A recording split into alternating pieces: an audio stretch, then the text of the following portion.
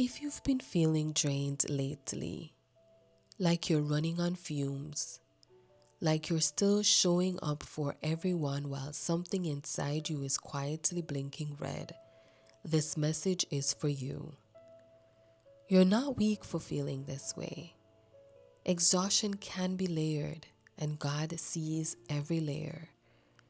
This is a moment to see what He sees when you're tired, stretched thin, and still trying to hold everything together. I love gifts that are practical. So when my husband was gifted a power bank, I thought, this is perfect for him. It had all the impressive numbers: 145 watts, 25,000 milliamp hours. But none of that matters if the source itself is empty and if it's not charged itself. And without thinking, I volunteered. I volunteered to be the one to keep it charged because that's what I do. I make sure everything stays running. But as I tried to add this tiny task to my routine, it sparked a reflection in me. Everything we depend on has a version of being drained. Phones die, cars run out of gas, plants wilt. Even this power bank needs to be plugged in before it can help anyone. And the truth is, so do I. I walk around with this invisible meter, sometimes full, sometimes half, sometimes blinking red. And still I show up for my family, my marriage, my ministry, and business. And you might know this feeling too. And you've been hearing this quiet whisper, I need to recharge. And that whisper leads us straight to Hannah. There's something tender about Hannah's story that meets us where we are today.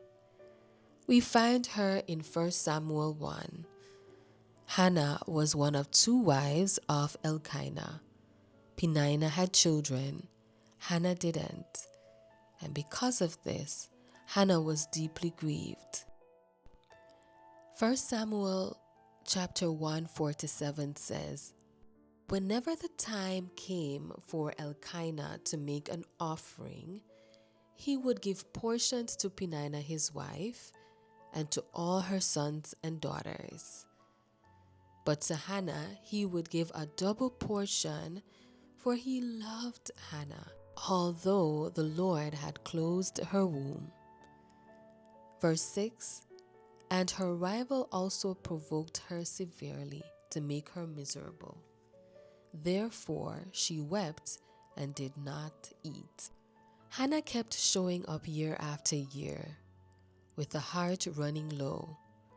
She didn't pretend she was fine. She didn't force herself to be strong. She went straight to the source. I've been learning this too. I can't keep trying to be everyone's power bank when I haven't been charged myself. Maybe you're at that point as well. Maybe you are the one who holds everything together. You're the steady one, the dependable one. Strength, it's beautiful, but strength without support is exhaustion. And exhaustion, it can be layered. It can be layered in unanswered prayers. Prayers for a child, a spouse, healing, direction, financial relief. It can be layered in seasons when we are in survival mode. So we wake up already behind, we rush, we multitask. It's layered in pain we carry quietly, the loneliness, the fear, the unprocessed grief. Silence is heavy, and many of us carry it alone just like Hannah did. Hannah's exhaustion was layered too. She lived with a relationship she couldn't fix, a constant reminder of what she lacked. She wasn't praying for something shallow. She was praying for something she really desired. and heaven felt quiet. But Hannah didn't know her tears were watering a calling, and we rarely know what ours are watering either. But God does, and He carries every tear with purpose. Hannah didn't suddenly become strong. She simply poured out what she had been holding. 1 Samuel 1:16-18 says, Then Eli answered and said, Go in peace, and the Lord of Israel grant your petition. Verse 18, So the woman went her way and ate, and her face was no longer sad. Her face was no longer sad. Not because the situation changed, but because she did. And that's the beginning of dwelling. A drained woman becomes a dwelling woman when she stops carrying everything alone. Dwelling isn't about being strong, it's about being covered and letting someone pray for you, letting someone speak life over you. Dwelling begins with quiet surrender. It's that prayer that says, Lord, I'm releasing this to you.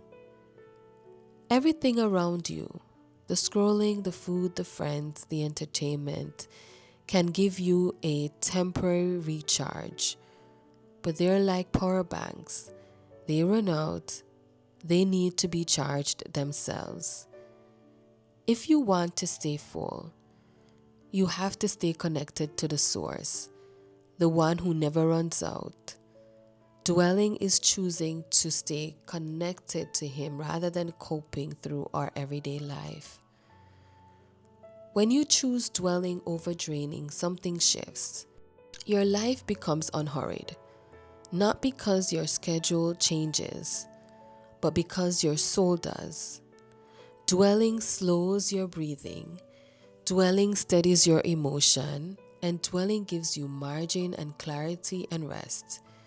Dwelling is where your soul exhales. So how do we dwell practically? Well, 1, name what's draining you. Then give God what you've been holding out loud. And finally, create one small moment of connection to God each day. A breath prayer, a worship song, a pause. That does well for us to dwell and not to be drained. When you are feeling drained, you are not far from God. You are standing where Hannah once stood, in the place where God meets women who are honest, tired, and ready to be held. Dwelling doesn't remove the situation. It removes the strain of carrying it alone. And Hannah's story shows us that exhaustion doesn't disqualify you. It draws you to the source. And when she poured out her heart before God, her situation didn't change immediately, but her face did. Her soul did. And that's the shift from draining to dwelling.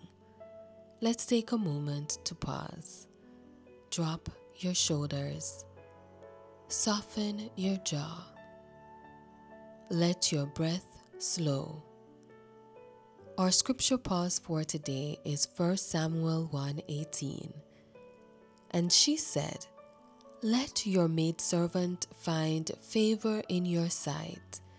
So the woman went away and ate, and her face was no longer sad. Our breath prayer. O Lord of hosts, help me find favor in your sight, and fill me until I overflow. Or promise to claim, I am safe to stop draining and start dwelling. God is my source. I am safe to stop draining and start dwelling. God is my source.